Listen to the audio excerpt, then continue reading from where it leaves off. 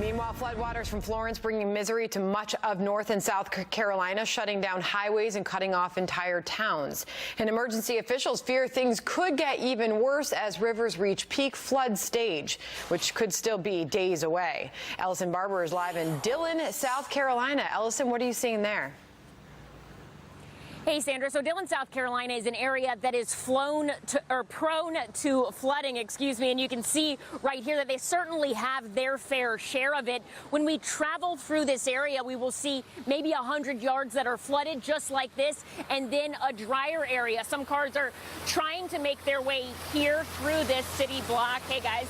That's obviously not something that officials want to see people doing, but at this point, a lot of people have been cooped up for days, and they're just trying to leave their houses if they can. There are homes here where obviously that is not an option. Around the corner, I spoke to one woman who was in one of the dry parks. She was cleaning up some of the debris that had fallen in her yard. When she saw me, her first question was, do you know when the power is going to come back on? That is a concern for people in this area and across the state of South Carolina. They do not have power here right now, but we've seen 2 power trucks come through in the last 10 minutes. They're working on getting it back up. At the height of this storm, 170,000 people across the state of South Carolina were without power. Officials say they have lowered that number now, and now it's less than 20,000 people without power. Still work to do. But the other thing, Sandra, that woman said to me was she looked up at me as she was picking up all of the things in her yard, and she said, it's a mess, but thank God we're living, though. That seems to be a lot of the message here is people aren't necessarily doing well, but they know in North Carolina others have been hit harder, and they seem much more worried about those people than they are about what's happening here. For now, they're staying put, waiting out, hoping that the power will eventually come back on. Amazing Sandra? scene there in Dillon, South Carolina. Ellison, is the National Guard evacuating people in that area? Yeah, they have been. There wasn't an evacuation order, but 3,400 National Guardsmen have been deployed to South Carolina. We actually spent a few hours with some of them in this community yesterday and got to see a little bit of what they've been seeing. 3,400 National Guardsmen are deployed in South Carolina. That's land and air. They also have some members of the National Guard from Pennsylvania down here helping. You can see this entire part of Dillon is pretty heavily flooded. There's not really a river near this area. This is just pockets of flash flooding. The road over here, if we can lean a little over, you can see a car stuck and submerged. So this is what officials are worried about and why they're warning people to stay inside. For the most part, this area is not under evacuation orders. We've seen people in this community in their homes just trying to wait out all of these waters. This is a flood-prone area. This team, this National Guard team we've been traveling with today, they've been out on missions trying to help people who are stuck get out. But for the most part, a lot of people in this community seem to be just waiting it out, hoping and praying that eventually all of these waters will dry up. Right now, though, more rain is expected, and officials say statewide they're expecting river flooding. But the big warning remains this flash flooding. The sheriff is working with the National Guard to try and get people out if they want to, people out of homes just like this. But Sandra, a lot of people have just chosen to stay in their homes and wait the waters out. Ellison Barber, thank you for your continued reporting on the ground there. Stay safe, and we wish the best for everybody in that area. Hard-hit community. Thank you. You're going to hear a lot, too, about Lumberton, North Carolina, and the town of Fayetteville, North Carolina. As the Cape Fear River Basin, it's reached flood stage in that area.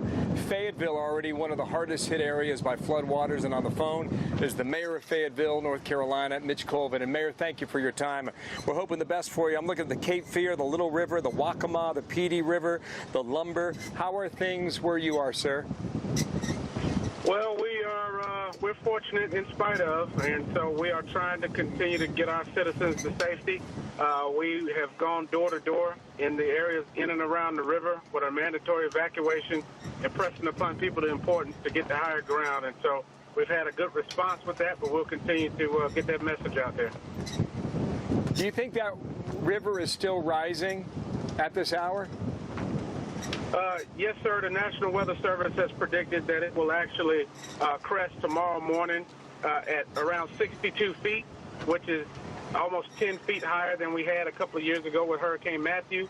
And Hurricane Matthew left significant flooding damage in and around our city and our community. And so people are taking that serious, and those impacted remember those times very well.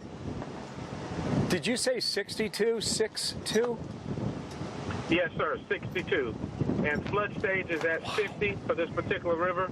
And so we surpassed that earlier today or yesterday. And 62 will be the peak that they're estimating. Wow. My, oh, my. You mentioned Matthew from 2 years ago. Were you able to do anything around your area to prepare for the eventuality of another flood at some point, which is upon you now? We learned a lot from that catastrophe a couple of years ago. So as an organization, we did some things a little differently. We made more shelters available earlier. We set up transportation to work with our county officials and our city bus system to move people to safety to get to these shelters. So we were prepared as an organization to be. However, you know, with these things, you never can fully prepare. So we'll have an after-action review and see what we can do better the next time. But right now, as an organization, we're performing pretty good. Well, how you holding up, Mayor?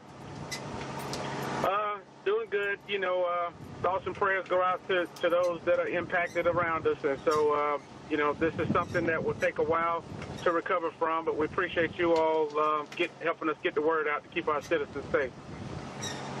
Good luck to you and your family and everyone in your community. Thank you for your time. All Rich right. Colvin there, Fayetteville, North Carolina. Yeah, you bet. We were given a warning late last week, Sandra, that was one of the main places to look early this week. And again, the waters have come back to Fayetteville. Yeah, devastating, some of those New York. pictures there. Bill, thank you. We'll see you again in a bit. Meanwhile, the murder trial of a Chicago police